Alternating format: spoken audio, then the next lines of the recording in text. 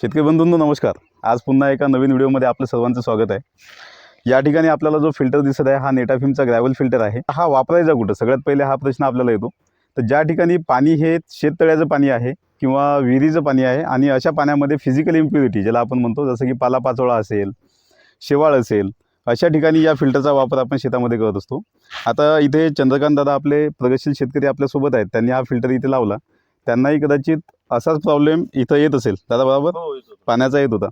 तर आता हा फिल्टर जो लावला, यांच्याकडे जवळपास 7 HP चा पंप आहे। त्या पंपाने पाणी येतो आणि बॅटरी फिल्टर लावण्यामागचं कारण काय की आपल्याला फिल्ट्रेशन जे आहे ते जास्त मिळतं पाण्याचं, आणि फ्लशिंग करताना म्हणजे स्वच्छ पाण्याने आपल्याला फिल्टर जो आहे तो फ्लश करता येतो। दुसरी गोष्ट म्हणजे काय की या ठिकाणी तुम्हाला PRV दिसत असेल, प्रेशर रिलीज वॉल आपण याला म्हणतो। म्हणजे जरी पाईपलाईनवर कुठे दाब आला तर पाणी रिटर्न काढण्यासाठी आपल्याला हा वॉल इथं वापरलेला आहे।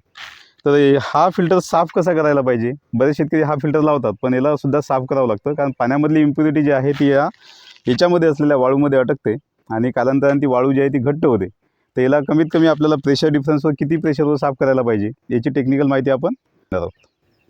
तर आपण आता इथं ना एक 25 मीटर क्यूब 2 इंचीमध्ये 2 फिल्टर बसवलेले सिरीजमध्ये। आता हे बॅक फ्लश कसे करायचे ह्याबद्दल थोडी माहिती घेऊया। आता तिकडून पाणी येतं, ह्याचं पंपाचं पाणी त्या साईडने येत राहतं। आपल्याला बॅक फ्लश करताना काय ते इथून इनलेट होतं फिल्टरमध्ये। आता फिल्टरमध्ये इथं आपण 2 गेज दिलेले आहे।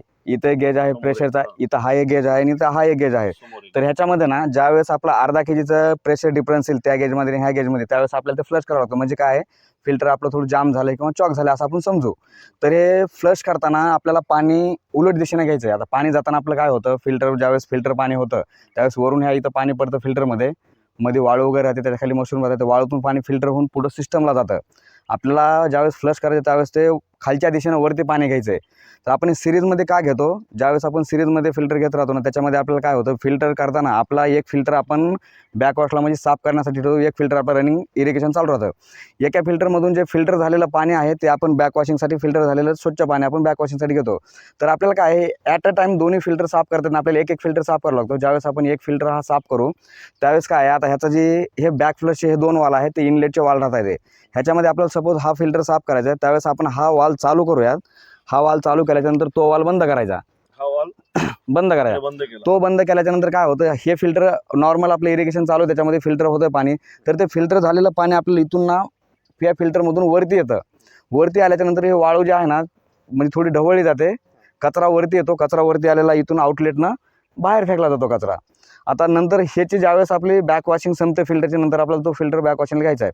तर हे करताना तो वाल चालू करणे, हा आधी चालू करणं, हा, आणि हा बंद करणे। म्हणजे आधी फ्लश करताना त्याला आधी चालू करायचं, फ्लश करताना ह्याला आधी चालू करायचं आणि त्याला नंतर बंद करायचं। आणि ज्यावेळेस आपली फ्लशिंग संपते, स्वच्छ पाणी पुढे जातं, त्यावेळेस याला त्याला अगोदर चालू करायचं आणि ह्याला नंतर बंद करायचं। नंतर आपण ज्यावेळेस हे फिल्टर बॅक वॉशिंगला घेतो त्याची पण सेम हीच प्रोसेस आहे। हा वाल चालू करायचा अगोदर, आणि याला त्याला बंद करायचं। तो बंद केल्याच्या नंतर बॅक वॉशिंग चालू होते आपली।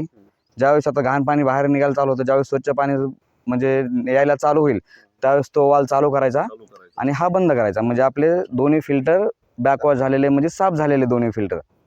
ठीक आहे शेतकरी बंधूंनो, या ठिकाणी आपण पाहतो की वेंचुरी सिस्टीम कशी लावायला पाहिजे। आता सर्वात पहिले जर आपण पाहिलं तर ग्रॅव्हल फिल्टर आहेत, त्याच्यानंतर वेंचुरी आहे आणि त्याच्यासमोर आपले सेकंडरी फिल्टर आहेत। म्हणजे पहिले प्रायमरी फिल्टर, सेकंडरी फिल्टर आणि या दोघांच्या मध्ये आपल्याला वेंचुरी लावावं लागते। आता ही योग्य प्रकारे जर आपण ऑपरेट केली तर पाईपावर कुठल्याही प्रकारचा दाब जो आहे तो जास्त येणार नाही। तर आता आपण याची टेक्निकल माहिती थोडीशी जाणून घेऊ। आपल्याला खतं द्यायचे राहतात पिकाला आपल्या, त्यावेळेस आपण काय करतो की जे वॉटर सोबल खतं आहे ते एका टँकमध्ये मिक्स करून घ्यायचे, पाण्याच्या टँकमध्ये पूर्णपणे विरघळल्याच्या नंतर ज्यावेळेस आपण ते फर्टिगेशन चालू करू, खतं द्यायला चालू करू, त्याची एक नॉर्मल प्रोसेस आहे। वेंचुरीच्या पुढं आपण एक छोटा वाल दिलेला राहतो, हा चालू करणे, हा एरवी बंद ठेवायचा असतो का, तर म्हणजे ज्यावेळेस इरिगेशन चालू राहतं पाणी इकडे बाहेर निघून आहे त्यासाठी हा बंद करायचा राहतो वाल। हा चालू केल्याच्या नंतर तो आपल्याला काय करायचं, हा जो वाल आहे हा बटरफ्लाय वाल राहतो, हा आपल्याला थोडा हळूहळू फिरवायचा। त्यावेळेस काय होईल, इथं प्रेशर क्रिएट झाल्याच्या नंतर हे पाणी ओढायला चालू करेल। अर्ध्यापर्यंत आपण हे ओढलं, पाणी ओढायला चालू करतं, आपली इरिगेशन सिस्टम म्हणजे फर्टिगेशन चालू राहतं। जोपर्यंत आपल्याला खतं द्यायचे, खतं देणं आपलं पूर्ण संपलं त्याच्यानंतर हा वालू आपल्याला चालू करून द्यायचा। चालू केल्याच्यानंतर इकडलं सकिंग बंद होईल, आपलं फर्टिगेशन बंद होईल। त्यानंतर हे आपले पुढं डिक्स फिल्टर आहे. डिक्स फिल्टर म्हणजे आपले सेकंडरी आणि कंपल्सरी फिल्टर म्हणले जातं ह्याला. जरी आपण इकडे बॉम्ब आयटममध्ये त्याचे फिल्टर ग्रॅव्हल फिल्टर बसवलेले असले तरी हे कंपल्सरी आपल्याला बसवावं लागत आहे. तर ह्याच्याही ना आपल्याला ना ज्यावेळेस इथं आपल्या 2 ठिकाणी ना एक प्रेशर गेज लावलेला आहे. ज्यावेळेस या 2 प्रेशर गेजमध्ये अर्धा kg जास्त प्रेशरचा डिफरन्स आढळला तर आपल्याला हे मोटर बंद करून हे ओपन करून साफ करणे. मोटर चालू असताना आपल्याला हे साफ करता येत नाही, हे आपल्याला बंद करून साफ करावं लागतील.